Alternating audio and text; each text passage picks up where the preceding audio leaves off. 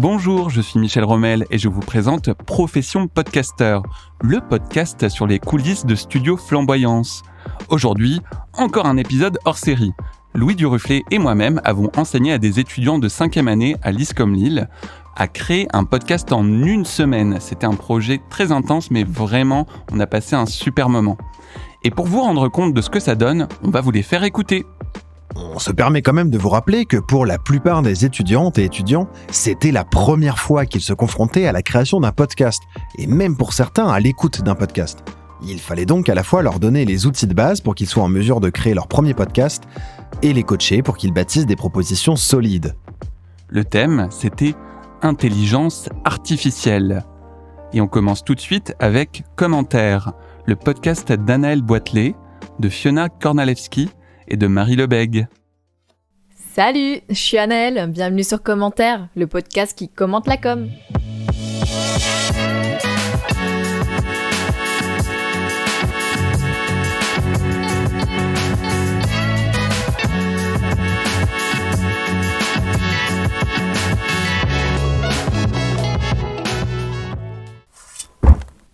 Si vous ne vivez pas dans une grotte, il y a de fortes chances que vous connaissiez ChatGPT.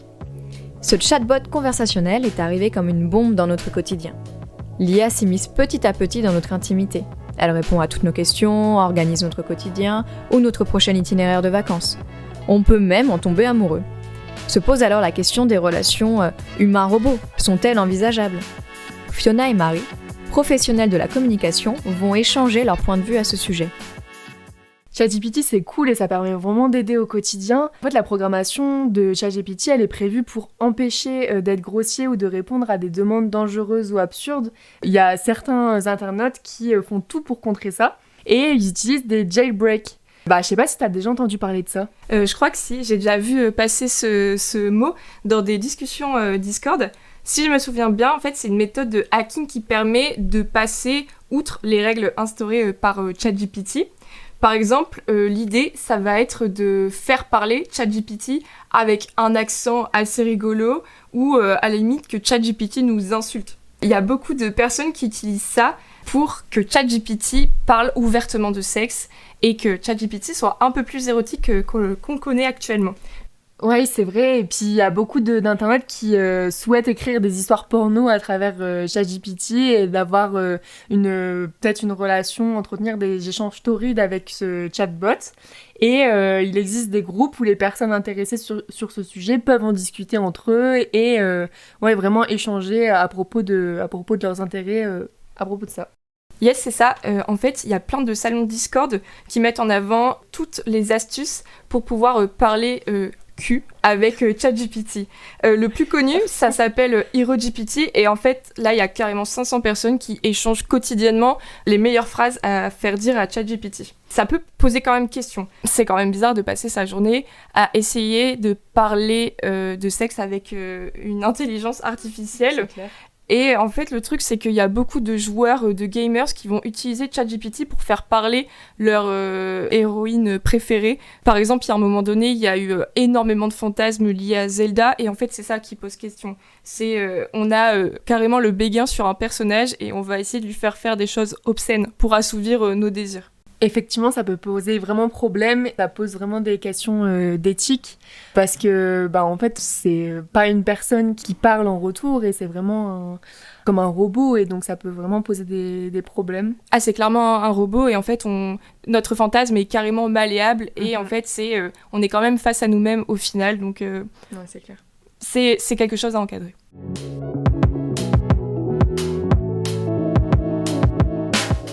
Certains internautes s'amusent à détourner l'usage initial de ChatGPT.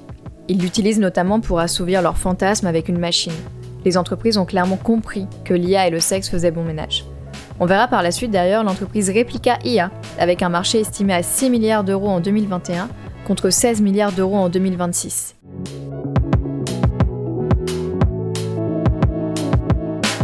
Est-ce que tu connais l'influenceuse Karine Marjorie ? Ah non du tout. C'est qui ? Alors en fait, c'est une influenceuse lifestyle américaine. Pour l'instant, c'est assez basique. Sauf que Karine, elle a beaucoup trop d'abonnés et du coup, elle a beaucoup trop de demandes de DM. C'est pour ça qu'elle a créé un bot.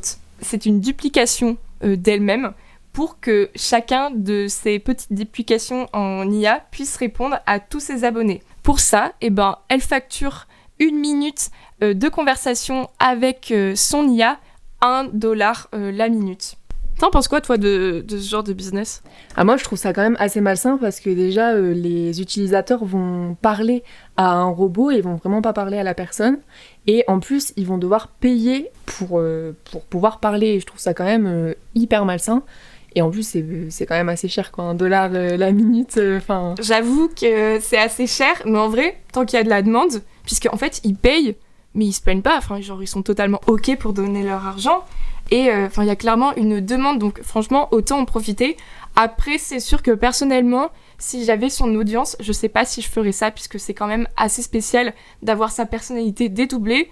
Mais Ouais, franchement, pour l'instant, à voir comment ça va se passer dans le futur, mais ça, c'est bien contrôlé. Après, j'avoue que pour elle, c'est quand même intéressant pour elle parce que ça permet d'avoir plus d'argent plus rapidement.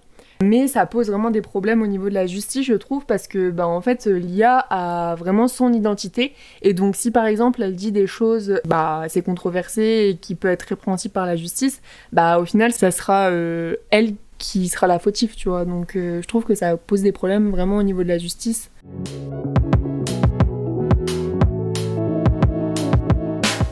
On sait que l'influence se développe énormément depuis plusieurs années. Mais là, avec l'IA, elle passe à un nouveau grade. Les followers peuvent dorénavant intégrer leur influenceur préféré dans leur intimité. Ces nouveaux usages impliquent une plus grande vigilance de notre part, car pour le moment, la sécurité des utilisateurs ne semble pas être la préoccupation principale des entreprises.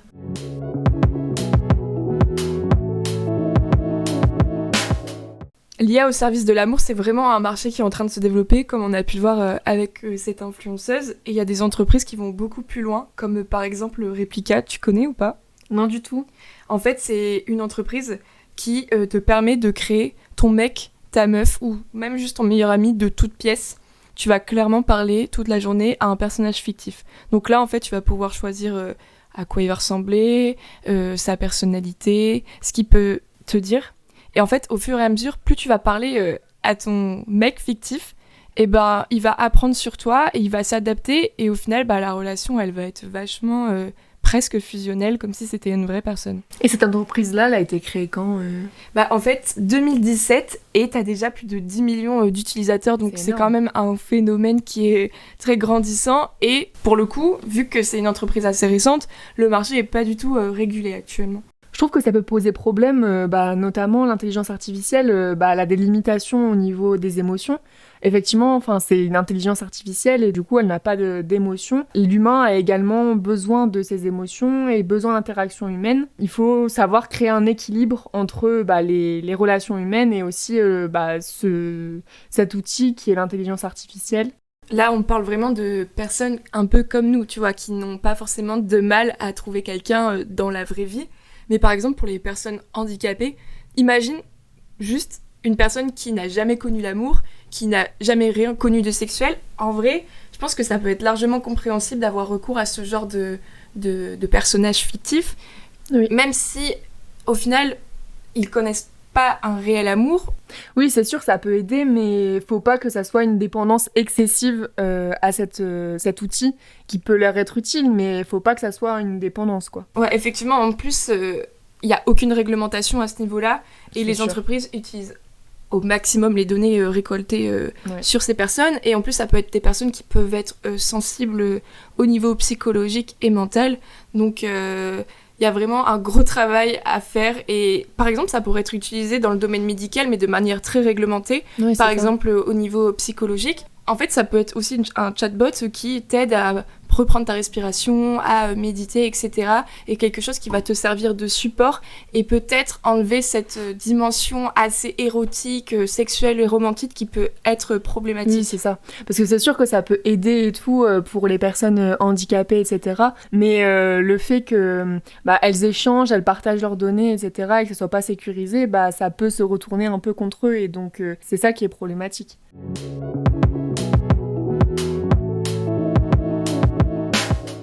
Avoir un compagnon virtuel, c'est maintenant possible en un clic. Cela nous amène à repenser nos relations. Peut-on dater un robot ?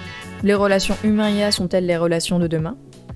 Actuellement, on ne peut pas fermer les yeux sur les nombreux travers de cette industrie. On retrouve la dépendance affective, il y a la question de la protection des données, et on se pose même la question au niveau de l'éthique et de l'intégrité. Une chose est sûre, la présence de l'IA dans notre quotidien n'a pas fini de se développer.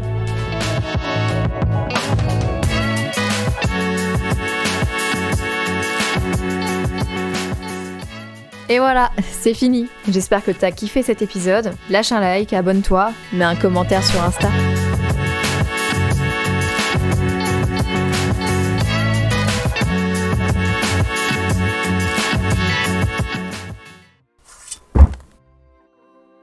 Merci pour l'écoute de cet épisode, j'espère que vous avez passé un bon moment. Commentaire est aussi un podcast désormais établi qui mène sa propre vie. Vous trouverez le lien dans la description. Je tiens à remercier l'équipe pédagogique de l'ISCOM Lille, et en particulier Élise Millois, Émilie Gontier et Marie David pour leur invitation à participer à ce challenge et pour leur accueil chaleureux. Je veux aussi remercier tous les étudiants et étudiantes en 5e année de l'ISCOM et bien sûr Anaëlle Boitelet, Fiona Kornalewski et Marie Lebègue. Vous pouvez retrouver toutes les informations concernant l'émission sur le site du studio, flamboyance.fr. Attention, flamboyance c'est au pluriel. Nous sommes présents sur Facebook, Instagram, Twitter, LinkedIn et YouTube. Bref, on est partout. N'oubliez pas de vous abonner pour ne rater aucun épisode. Et surtout, on le répète tout le temps, mais parlez-en autour de vous. Et continuez de mettre des petites étoiles sur vos applis et sur nos cœurs. À bientôt. À bientôt.